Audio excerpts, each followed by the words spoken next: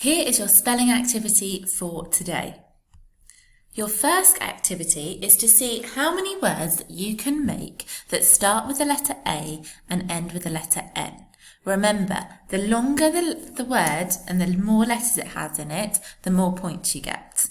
Okay, so every letter is 1 point.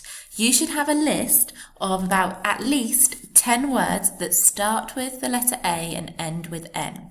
Once you have a list of at least 10 words, count up how many points that you have collected and then take a picture of it and send it into Seesaw.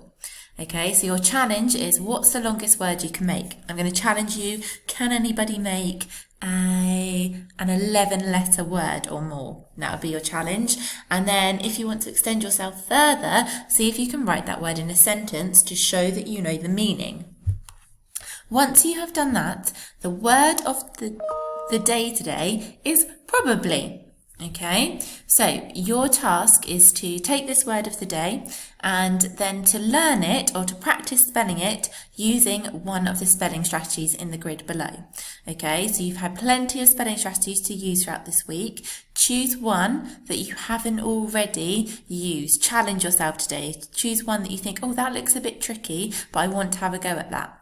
Okay, you could really go into lots of detail. This could take you at least an hour if you were going to create your own word search or you were going to create a crossword. Okay, you're going to look at different word families that have this sound in it. Ably, okay, at the end, okay? Or find different words that start with prob.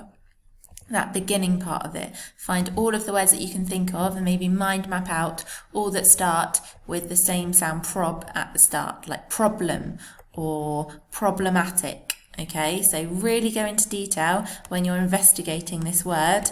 Think of all of these spelling strategies that you could use, okay? Once you've done that, take a picture of it and upload it to Seesaw.